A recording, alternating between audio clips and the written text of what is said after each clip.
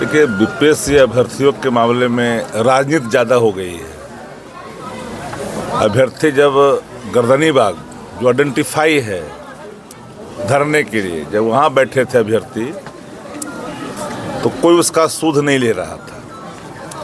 अभ्यर्थियों की मांग पर कटिहार से व्यस्तम कार्यक्रमों से नेता प्रतिपक्ष तेजस्वी जी धरना स्थल पर पहुंचे और नैतिक समर्थन दिया।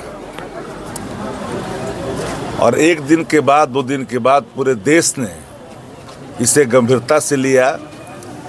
टॉप 10 खबरों में राष्ट्रीय चैनल पर दिखने लगा, प्राइम टाइम की खबर बन गई। अंतर्राष्ट्रीय मीडिया ने भी इसे गंभीरता से उठाया। सत्ता प्रतिष्ठान सोई थी, कान खुली तो सत्ता प्रतिष्ठान ने ही अपने ही बी टीम को इस कार्यक्रम में उतारा कि इस पूरे ही आंदोलन को जाति का, रंग का, भेद का बना कर करके छत बिछत करने की कोशिश की। यह अभ्यर्थी का कोई जाति नहीं होता, उनकी मांग री एग्जाम थी। सवाल ये उठता है कि सत्ता प्रतिष्ठान के मर्जी के बगैर गांधी मैदान, जहां प्रतिबंध है एजिटेशन के मामले में, प्रदर्शन के मामले में, वहां कैसे पहुंचा? क्या शासन को पता नहीं था या शासन ने जानबूझ कर करके वहां एजिटेशन पैदा करने की कोशिश करवाया?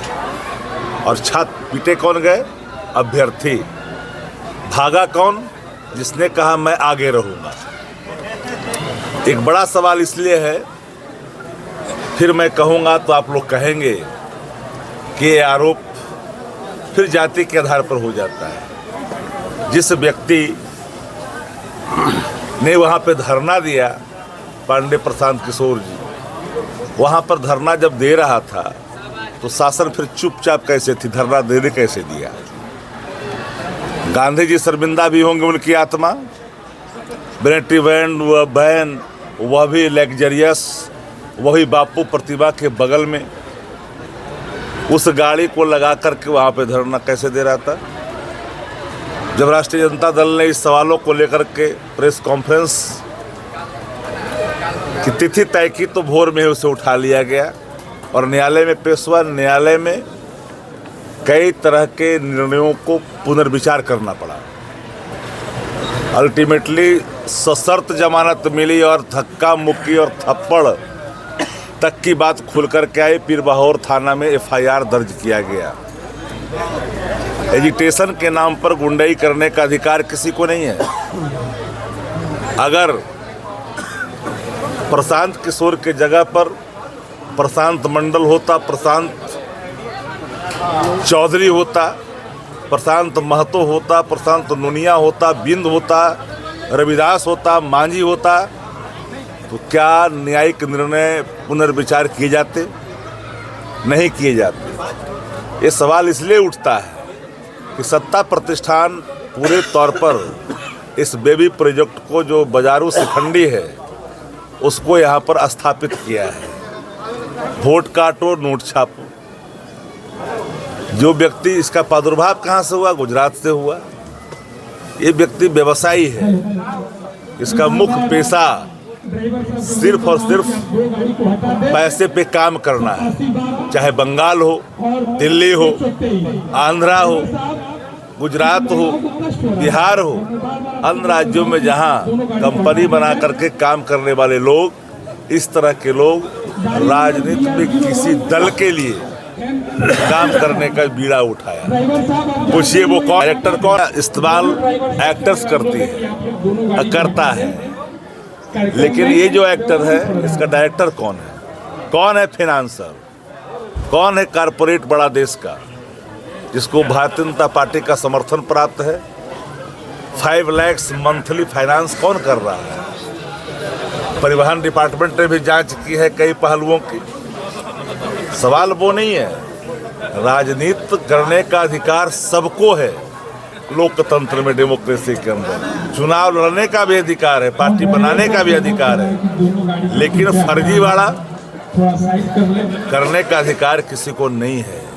कानून को आपने ठेंगा दिखाया, कानून कैसे पुनर्विचार किया, एक सवाल है सामने। रहा सवाल आपने पूछा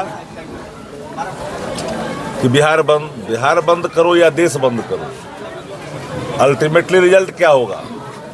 हम नैतिक समर्थन दे रहे हैं, हमने इसे राजनीति से जोड़ने की कोशिश नहीं की। हम लोग नेता प्रतिपक्ष आदरणीय तेजस्वी जी चाहते तो लाखों लोग गांधी मैदान में रहते, लेकिन हम लोगों ने ऐसा इसलिए नहीं किया, ये पूरी तौर पर राजनीति से अलग रखा जाए इस पूरे आंदोलन को। ये सत्याग्रह था, सत्याग्रह को आपने हिंसक एजिटेशन में तब्दील कर दिया, जहां सिर्फ पिटाए लोग प्रतिबंधित इलाकों में।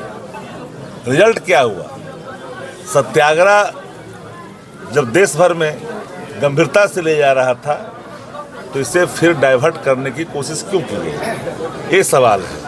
और देश बंद कर दो या बिहार बंद कर दो, हमने पहले भी कहा कि राजनीति से इसे दूर रखी जानी चाहिए। अल्टीमेटली इसे बीपीएससी को री एग्जाम करना होगा। कोचिंग माफिया, बीपीएससी और सर्टेन लोग, इसकी भूमिका देखिए। बीपीएससी ने कहा कि कोई नॉर्मलाइजेशन नहीं हुआ। ये शब्द आया कहाँ से नॉर्मलाइजेशन का? बीपीएससी का कोचिंग और माफिया के बीच में कैसे बात हुई? बीपीएससी किस हैसियत से कोचिंग के माफियाओं को बुलाया? कोचिंग माफिया को बीपीएससी कैसे बुलाया? ये वाइटल क्वेश्चन है, कैसे बुला लिया? क्वेश्चन किस रूप में आया था? जहां डिप्टी कलेक्टर बनेंगे, डीएसपी बनेंगे, वो गैंगमैन का क्वेश्चन आया था। अब पूरे चेन में एक में कहीं लीक है, पूरे चेन पर तो सवाल खड़ा होगा। तो इसे लगता है कि पूरे मामले में बड़े पैमाने पर ये तार माफियाओं की जुड़ी हुई है, और कोचिंग माफिया ने 2 कदम आगे बढ़ करके नॉर्मलाइजेशन की बात की, तो फिर नॉर्मलाइजेशन हो गया।